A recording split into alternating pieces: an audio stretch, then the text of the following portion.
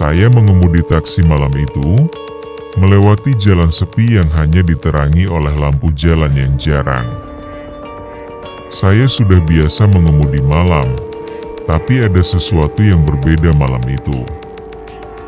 Saya merasa ada yang tidak beres. Tiba-tiba, saya melihat seorang wanita cantik berdiri di pinggir jalan, melambaikan tangan. Saya berhenti dan membukakan pintu untuknya.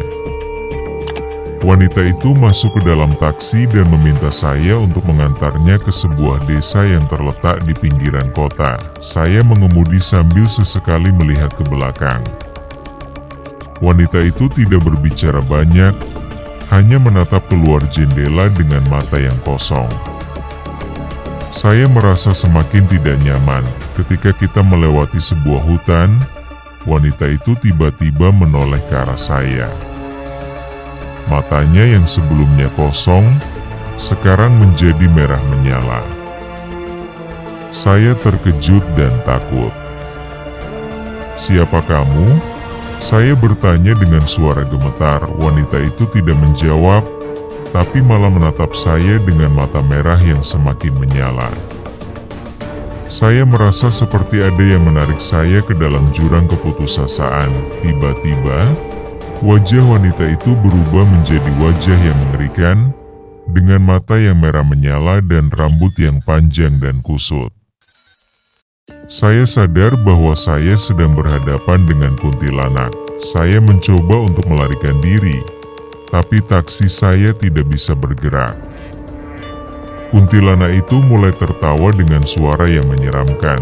Saya terbangun dari ketakutan saya ketika saya menyadari bahwa saya sedang berada di rumah sakit. Saya tidak ingat bagaimana saya bisa sampai di sana. Yang saya tahu adalah bahwa saya tidak pernah mengemudi taksi lagi setelah malam itu. Tanggapan Meta Ai. Berikut adalah cerita fiksi horor singkat tentang seorang sopir taksi yang bertemu kuntilanak. Saya mengemudi taksi malam itu, melewati jalan sepi yang hanya diterangi oleh lampu jalan yang jarang. Saya sudah biasa mengemudi malam, tapi ada sesuatu yang berbeda malam itu. Saya merasa ada yang tidak beres. Tiba-tiba, saya melihat seorang wanita cantik berdiri di pinggir jalan, melambaikan tangan. Saya berhenti dan membukakan pintu untuknya. Wanita itu masuk ke dalam taksi dan meminta saya untuk mengantarnya ke sebuah desa yang terletak di pinggiran kota. Saya mengemudi sambil sesekali melihat ke belakang. Wanita itu tidak berbicara banyak, hanya menatap keluar jendela dengan mata yang kosong. Saya merasa semakin tidak nyaman. Ketika kita melewati sebuah hutan, wanita itu tiba-tiba menoleh ke arah saya. Matanya yang sebelumnya kosong, sekarang menjadi merah menyala. Saya terkejut dan takut.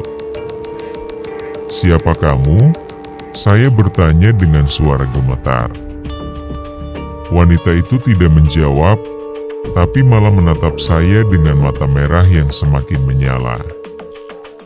Saya merasa seperti ada yang menarik saya ke dalam jurang keputusasaan.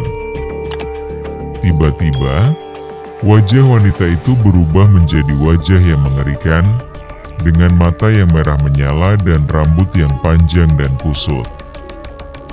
Saya sadar bahwa saya sedang berhadapan dengan kuntilanak. Saya mencoba untuk melarikan diri, tapi taksi saya tidak bisa bergerak.